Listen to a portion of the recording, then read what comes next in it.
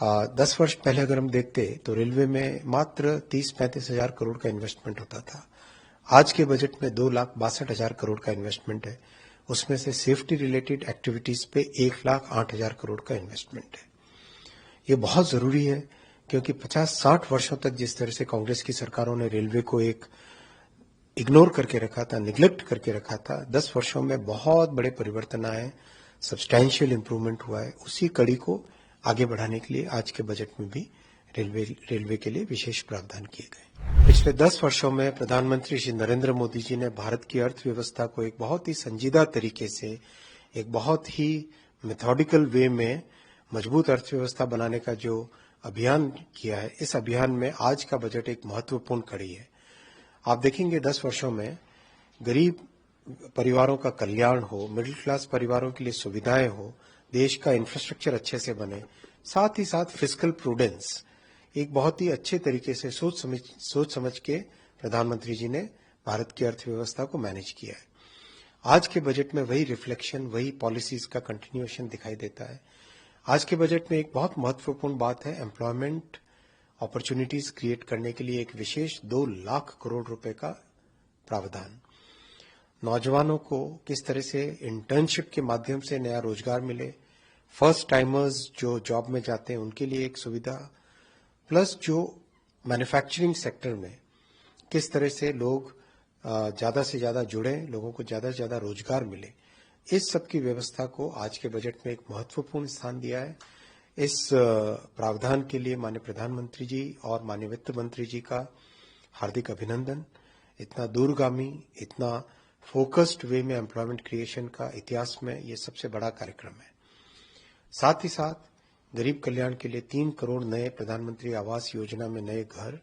आप सब जानते हैं, अभी चुनाव के दौरान भी आपने देखा होगा, देश भर में जिस भी परिवार को पक्का घर मिला है, उनके परिवार में कई जनरेशंस के लिए ट्रांसफॉर्मेशन होता है, कई जनरेशंस के लिए अच्छी सुविधा मिलती है।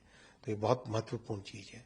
तीसरा बड़ा फोकस है मिडिल क्लास परिवारों पे, टैक्स रेट में सिंप्लीफिकेशन लाना, टैक्स की दर को कम करना।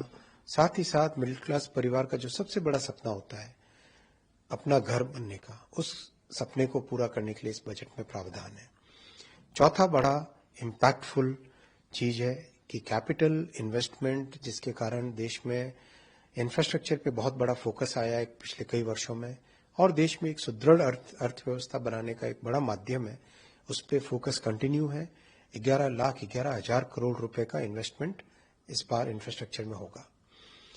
इससे देश की अर्थव्यवस्था मजबूत बनेगी। एक लंबे समय तक जो बेनिफिट्स मिलते रहे वो होगा।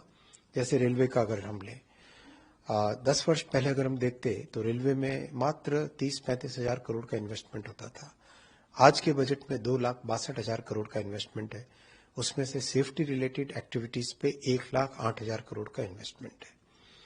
ये बहुत जरूरी है क्योंकि 50-60 वर्षों तक जिस तरह से कांग्रेस की सरकारों ने रेलवे को एक इग्नोर करके रखा था, निग्लेक्ट करके रखा था, 10 वर्षों में बहुत बड़े परिवर्तन आए, सब्सटैंशियल इंप्रूवमेंट हुआ है। उसी कड़ी को आगे बढ़ाने के लिए आज के बजट में भी रेलवे के लिए विशेष प्रावधान किए गए। सर, इस बजट में एमएसएमई सेक्टर को उस पर खासा जोर दिया गया है और जो लोन गारंटी है उसको उस पर भी ध्यान दिया गया है। क्या कहना है सर इस बारे में? देश की अर्थव्यवस्था में लघु उद्योगों का, एमएसएमई सेक्टर का बहुत बड़ा महत्वपूर्ण रोल है।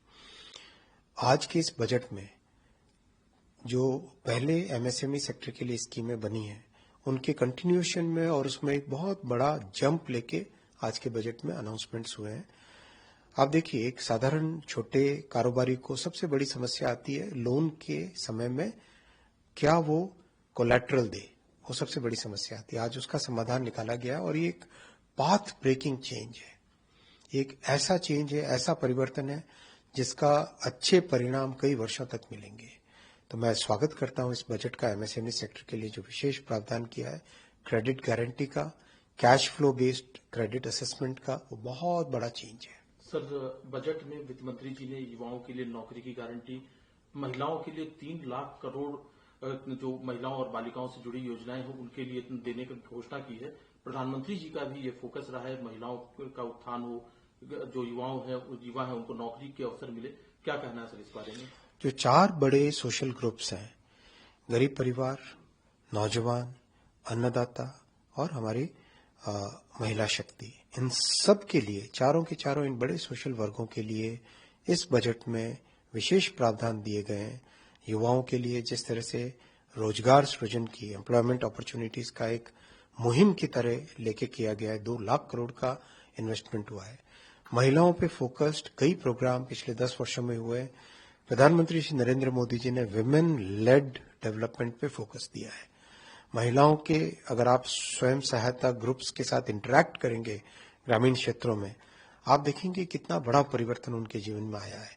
इनकम लेवल बढ़ा है, एक कॉन्फिडेंस लेवल एक नया आता है जब महिला अपने खुद के ग्रुप में मिलके एक काम करते हैं, एक नए मैन्युफैक्चरिंग का एक प्रोसेस चालू करते हैं। तो ये फोकस इस बजट में है। सर, तकनीक के क्षेत्र में भारत जो है आगे बढ़ने की कोशिश कर रहा है, एक नया वैश्विक बाजार जो है भारत में बन रहा है, तो इस बजट से कितना लाभ होगा सर वहां पर?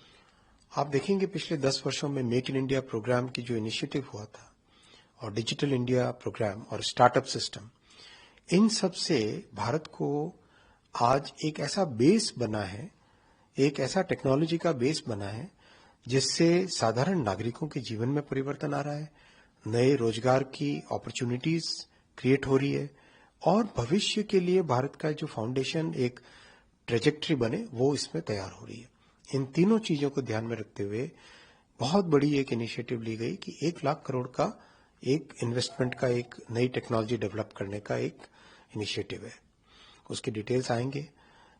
साथ ही साथ स्टार्टअप्स के क्षेत्र में विशेषकर जो डीप टेक था, डीप टेक स्टार्टअप्स थे, उनके लिए एंजल टैक्स एक बहुत बड़ी दुविधा थी, उसको दूर किया गया है। अन्नदाताओं के लिए रिसर्च एंड डेवलपमेंट के जरिए, नई वैरायटीज के जरिए, नई टेक्नोलॉजी के जरिए किस तरह से नई फैसिलिटीज मिले, उनकी इनकम कैसे बढ़े, वो आज इस बजट में किया गया है। सर, एक आखिरी सवाल है और ये 2 राज्यों से जुड़ा हुआ है। बिहार के लिए 26,000 करोड़ का पैकेज इंफ्रास्ट्रक्चर डेवलपमेंट के लिए, आंध्र प्रदेश के लिए 15,000 करोड़ का पैकेज। ये जो दोनों राज्य, क्योंकि बिहार में उत्तर बिहार बाढ़ की चपेट में आ जाता है हर साल, आंध्र प्रदेश में बहुत पुरानी ये डिमांड थी, आप किस तरह से देख रहे हैं सर ये दोनों राज्यों की? बहुत ही अभिनंदनीय ये इनिशिएटिव्स हैं। इनसे जो बहुत लोगों की एस्पिरेशन है उसको फुलफिल करने का एक मौका मिलेगा। साथ ही साथ आप देखिए जो टोटल कैपिटल इन्वेस्टमेंट प्रोग्राम है 11 लाख करोड़ से ज्यादा का है, 11,11,000 करोड़ का है। इस कैपिटल इन्वेस्टमेंट प्रोग्राम से देश के हर राज्य में आपने पिछले 10 वर्षों में देखा है, हाईवे कंस्ट्रक्शन हो, रेलवे कंस्ट्रक्शन हो, स्टेशंस का रीडेवलपमेंट हो, पोर्ट्स का डेवलपमेंट हो, एयरपोर्ट्स नए बनने हो, मेडिकल कॉलेज नए बनने हो, एम्स नए बने, इंजीनियरिंग कॉलेजेस नए बने, आईआईटीज नए बने। ये जो विस्तार है डेवलपमेंट का पूरे देश भर में, और आज माननीय प्रधानमंत्री जी ने पूर्वोदय का जो भी कॉन्सेप्ट दिया है वो कॉन्सेप्ट भी बहुत ही महत्वपूर्ण है। सारा देश आगे बढ़े, किस तरह से सभी हर राज्य में नया डेवलपमेंट हो, ये प्रधानमंत्री जी का स्वप्न है।